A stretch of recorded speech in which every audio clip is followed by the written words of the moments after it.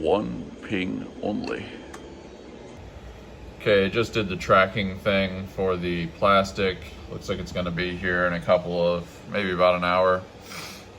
And yeah, we got the go ahead there. Plastic. I don't want to make a big thing about it, but I can't make big things without it. It's gonna be a bit before the plastic gets here. Might as well round up the morning. As you can see, things are getting a little crazy here without the giant batch of plastic that is going to be here shortly. We've got a David as well. A couple of these card deck holders. There's a couple on the racks over there, more. Of course, the classic dwarf headset.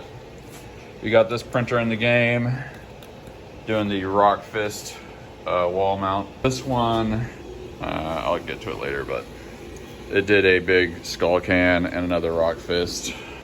Late last night, this guy got done, and I reset it with something sort of short, the rock fist. Disappointingly, this messed up. I just said the other day that these Sharkos basically never mess up. This is, I never know what to call this, store-bought filament, not homemade filament. So I know that it's not the problem.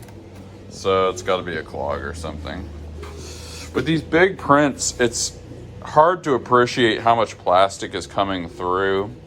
It's like one big print like this is probably like 10 small prints, depending on how big they are. Maybe not 10, but a bunch. So if you do like 4 or 5 big things, you've just printed a bunch of small things equivalent. Anyway, cheese came out, and actually it came out gorgeous. That's a real good looking cheese. Haven't been able to reset this printer yet because we're pretty much out of filament. And this T-Rex skull that is the replacement for that one is probably gonna get done today. There's just really not that much more to do. This is the big coffee cup. I had some old, really old, like highlighter yellow filament. Probably some of you bought whatever brand this is, I don't even remember. But yeah, it's turning out pretty good. I mean, it's stringy because it's really old. I got this printer in the game too, but I'm pretty much down to all the weird old filament, and it didn't like it, so I didn't fight it too much last night. There are some things to package, which I probably should do, but I'm just gonna drink some coffee and look at pictures of chihuahuas on Instagram until that plastic gets here. Or at least maybe I'll do that for like a half hour. I got up nice and early for this thing. Last night, there was somebody that was interested in doing a like $250 custom project. They hadn't messaged me in like a week, and I kind of remembered it. And just kind of as a long shot, I messaged them, and I think they're gonna do it. I think every once in a while you'll have customers. This is a good tip for anybody that does anything custom. You'll just have customers that just kind of forget about stuff. We live in a really fast-paced world, and everybody's like forgetting things. It's so easy to just get swept up in social media or whatever and just forget everything. So yeah, that's pretty cool. Okay, enough screwing around. The driver just called me, so we are just about ready to go. It's really good that he's showing up like in the afternoon instead of the evening or something, because then I can dehydrate at least a few baskets of plastic. I'm probably gonna have to dehydrate for about 3 hours before I can start extruding it. So that means we can get 3 or 4 rolls done by the end of today. Driver said that he had one stop before me, which is Chick-fil-A. They're probably getting their supplies or something. It's Estes Trucking, you guys will see. I just realized there's this thrift store in town that's only open for a few hours per day for only 3 days a week. And they'll be open after this plastic arrives. So maybe we'll go over there. Should probably move the car. A lot of times they put the pallet here or like over there. So it's kind of in the way. There we go. Man, it is literally the perfect weather out. It is just chef's kiss. The reason that's especially important today is because when they put the pallet here, I'm gonna have to clear some stuff out, but you have to take it sort of a bucket at a time and fill these bins. It takes, I've done it in like 2 hours before, but if you're kind of really taking your time, it takes maybe 3 or 4 hours to do. Driver just called me. He's about to pull in. He's like, oh, are you that 3D printing guy? In a town like Nacogdoches, it doesn't take that much to be famous. I think that's our man, the yellow truck. Yup, he should be pulling in that parking lot, slowing down. Okay, maybe he's going the other way. There we go. Soy face.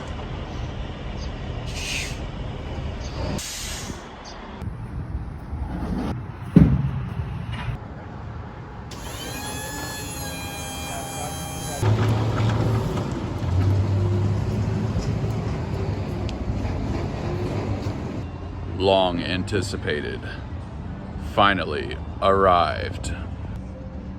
You know that feeling when you get a brand new pad of paper and it's all blank and it's just perfect and you haven't even written anything, still got the sticker on the front?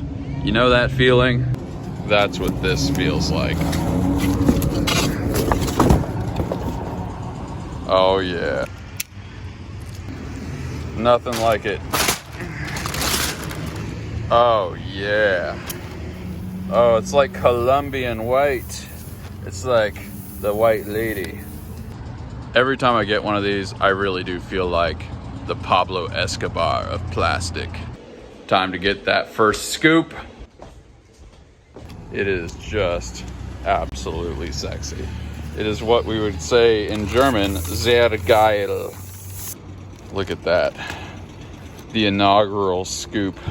The inaugural basket of the first batch. Here we go. In 3 hours, this is gonna be a bouncing baby filament. I know I've been talking about this just about every day for at least a month, but that's for a good reason. This feels amazing. To know that you have this much plastic. This is a crazy amount of plastic. 650 kilograms, 1,650 pounds approximately. Pristine mylar. Everything you could want in a giant pallet of plastic. I'm gonna get the other scoops so that we have a full dehydrator full of these pellets. But I think we're gonna go to that thrift store that's only open for a few hours a week. Oh yeah. Oh, it's like when you're drawing something and you make the first line.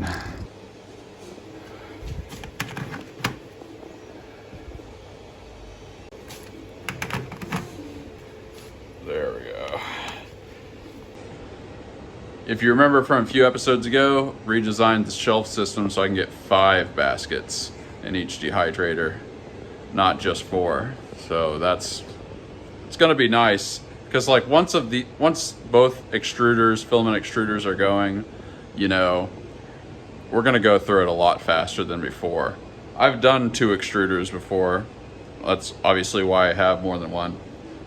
And you go through the plastic much faster. It's so much more noticeable. Well, I think we'll just leave this here. I don't think anybody's gonna walk off with it. This thrift store that you guys have ever seen, it is mildly impressive. Probably gonna grab a coffee while we're out here too. I'm gonna need it today. By the time you unload that much plastic, I mean, personally, my knees are pretty sore. I played soccer back in the day, and I'm not gonna say I blew out my knees, but I do kind of have lingering joint pain from all of that. I was kind of into sports, and I was in Taekwondo. My crowning achievement, actually my first real achievement in life, was getting 4th in state in the category of sparring. But basically all that stuff went away when I got a guitar. It was just all over, baby. I was just thinking about Christmas season. This shipment of plastic was the big thing, but now the big thing is getting ready for Christmas.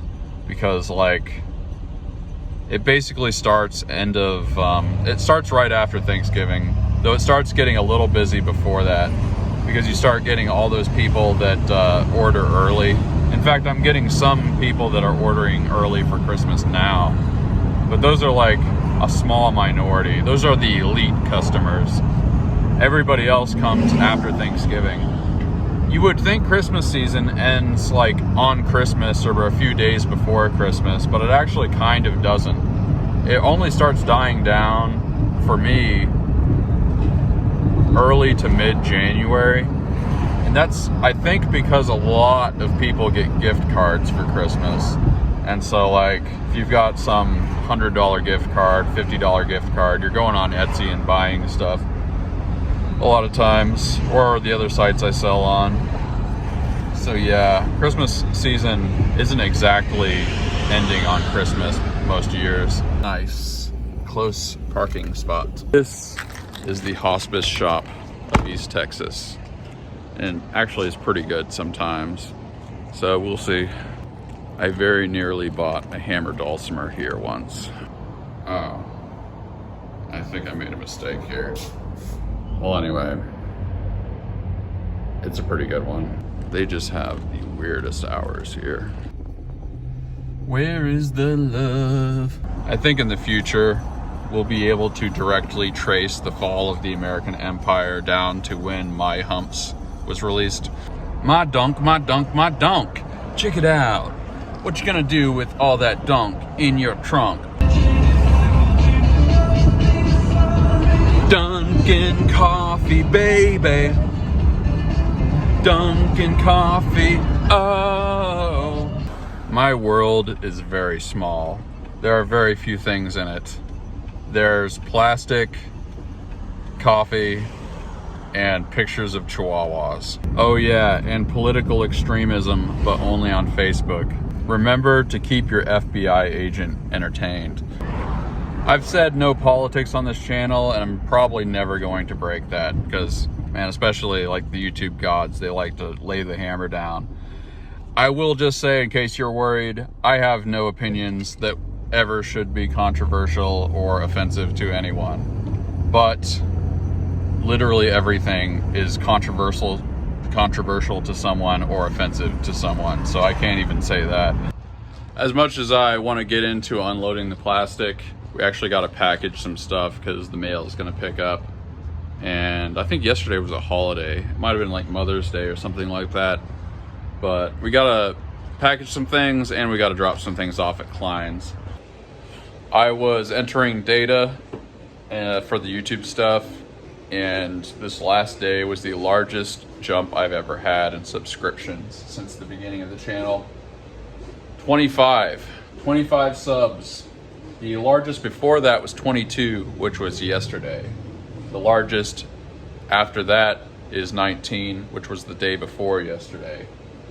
And the day before yesterday was the second highest number of subs I've ever gotten in a day. So that's pretty crazy. I feel like YouTube boosts you more when you're monetized, maybe.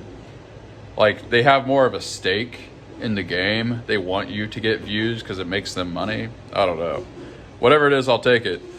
Oh yeah, while we're on the subject, I just crossed 200,000 total views. When I started doing these vlogs or whatever you'd call them, I had just over 100,000. So that's not like any great crazy numbers. It's not like things are going viral, but that's a lot for 2.5 months. It's really wild. Like, this was not a thing I was expecting at all. Like, I've just been doing my thing for 6 years with this business, basically. It just occurred to me one day that somebody might want to actually watch this. It's so boring to me, but to other people, it's like, it's so, you know, like you're familiar with your life and you don't realize that there's anybody else that might ever be interested in it. Enough screwing around. Here's Nosferatu going to one happy customer. Good old black and white Beethoven. Everybody gets a cupcake. This was the silver pug dish. Time to do that hammerhead. Really beautiful gold shark. You can kind of see the sheen We're gonna paint some eyes on this guy. There we go. Wave goodbye to the golden boy. Now here's a fun one. The bloody Nosferatu. Yep. Just in time for Halloween. This is actually going with the shark, believe it or not. They're having a pretty vicious duo there. But it's fun. I wish I did more of these. You just take paint and splatter it. You kind of do like this. Take paint, splatter it, and then you let it run a little bit. And you can kind of see that it did that there and there. But yeah, that's a fun one. Each one turns out different. Let's get this guy tucked away. Tucks very nicely right in there. Fits just fine. That person's gonna have a real nice collection. That bloody Nosferatu and that golden shark. I don't know what kind of decor that is, but it's pretty sweet. Let's take those little jokers to Klein's.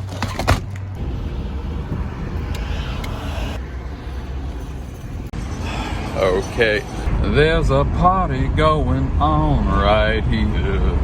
A celebration to last throughout the years. Some kind of big old shindig happening over there. I just died in your arms tonight.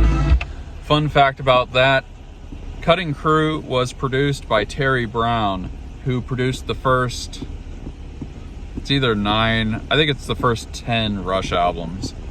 And he was pretty much like a fourth member of the band. I should have walked away. I kind of don't think Terry Brown did anything really big after he produced Rush. I could be forgetting something. I think it might be because Rush is one of those bands that they're clearly really opinionated dudes. And how much does a producer really sway anything? I mean, I know that their producers did make a difference, but the general, like in the industry, nobody would have thought of the producer of Rush as being like super influential with the band. So maybe that's why people weren't just lining up to work with him. My longtime viewers know we eat out on the 1st and 15th, and guess what day it is? Also, this could be construed as a celebration of reaching 200,000 views, or a celebration of me being monetized, or a celebration of me getting the new shipment of plastic. A lot of things are happening at once here. But what I'm celebrating is Taco Tuesday. Place is about empty. It's gonna be really good.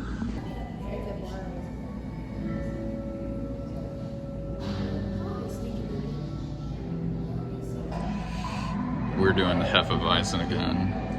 So good.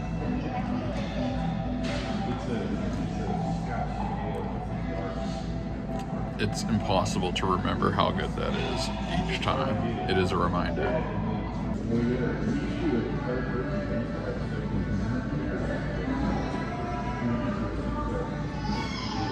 Gotta get the charred Brussels.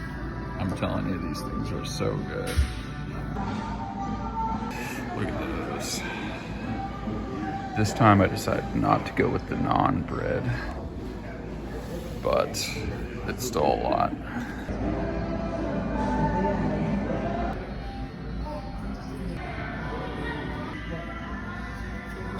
Hey, it looks like my car made a friend. That was insanely good. And the wind, it cries, coffee. We're gonna grab some boxes while we're out. Oh, you gotta be kidding me. They only have the ones that aren't heavy duty. I guess we're just gonna have to pack them real good. You really want the double wall cardboard for stuff to ship, but I guess we'll just pack it extra good. Check this out. First roll of filament that's gonna be made with the new plastic. Oh yeah, baby. Got the new filament running. Before we fill up the bins, what we gotta do, we gotta take the hose and clean them out, because there's dust and dirt and things like that. You don't want that getting in the filament that we're gonna make from them. It doesn't really take that long though. I like to kind of just set them up like that. Do one of those. It doesn't particularly matter if there's some moisture in with the beads, the plastic beads. The reason being is because these things get dehydrated anyway, or the plastic in it gets dehydrated anyway. Two at a time. I was gonna put all of them and make a pyramid, but the rest are clean, so this is as much of a pyramid as you're gonna get today. Okay, I'm letting those sort of drip dry in a different position. And we are going to be putting this here. I'm about to do a time lapse of this process. I just got an email from an order, or a message from somebody who had ordered something from me. They were complaining that the order is late and it's not even due to ship yet. Like, it's not even due to ship yet, and they're saying that the order is late. Like, why are people like this? You can't say an order is arriving late if it's not even supposed to have shipped yet. This guy wrote this giant spiel about, like, this is gonna be late for my son's birthday and it's not even showing up yet, blah, blah, blah. It's like, it tells you the time frame when you buy it. And there's no way, like it said, it would be here by now. It's been 4 days. Anyway, here's that time lapse.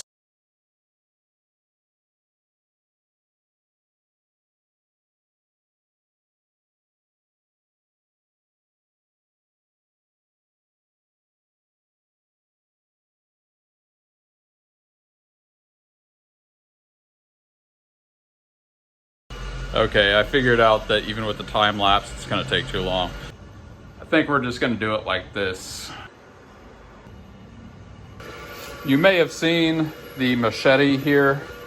You might wonder why I have this. Well, the one reason is I use the mace to blind people if they break in, and then once they are blinded, it's very, very easy to take care of them with this. However, the real reason, and the main reason I have a machete, is for the following purpose. Once the plastic starts getting low, it starts getting hard to reach. So what you have to do is you have to cut a little window so that you can reach further into the box. And that's really a perfect job for a machete. There we go. Now you can reach way better.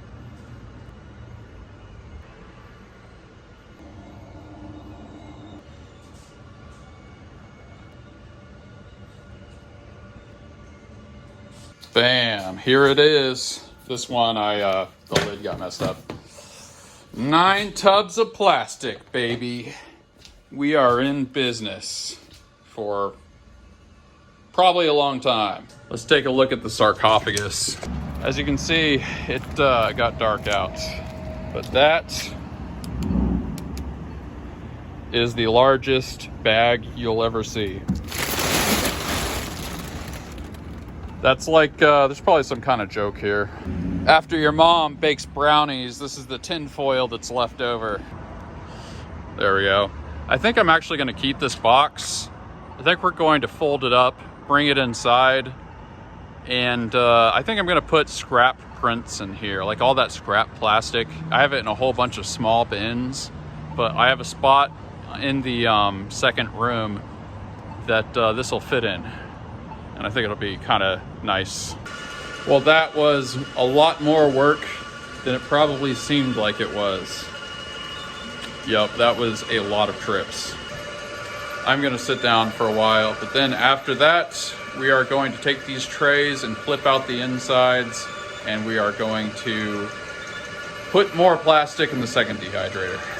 Well, we're going to cut out the middles on this so we can use the trays. I find a good set of pliers, just doing that works really well. There we go. Man, I just like looking at it sometimes. It's a beautiful thing.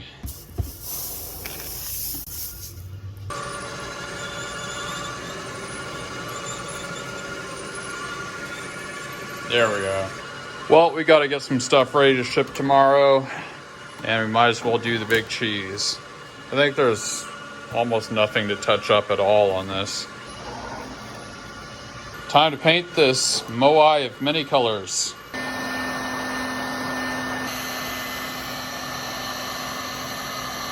Both these guys going gray.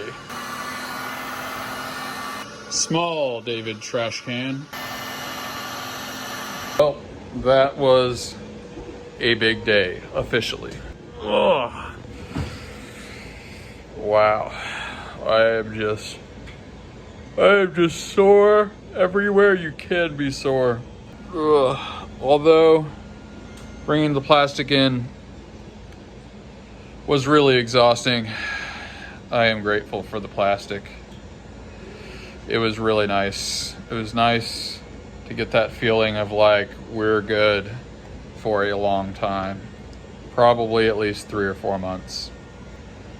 The next step is to get the second filament setup actually working, which it's pretty much there. I just gotta hook up the motor to something that's DC instead of AC, and it should work. I think there's nothing in the way of it working. So that gives us about a month and week and a half to build up some filament for Christmas and just get ready for the storm that is coming. But I'm grateful for that. I'm grateful to be monetized on YouTube. I'm grateful for all of you for clicking. And I never tell you to like or subscribe, but a lot of you do. And it's awesome. I'm very grateful for that. And it's really growing, which is pretty cool to know. As we are the Gratitude Gang, new subscribers, you just joined a gang. It is the Gratitude Gang. And what we do is we write in the comments what we're grateful for. So tell me what you're grateful for, what you're working on, what the small moments in your life that you're enjoying, and anything else you want, honestly. I'll probably read them. I very often heart comments. You might get an upvote. Other people will probably upvote your comments. Building a little bit of a community here, and it's been pretty great. So thanks for that. Peace out till next time.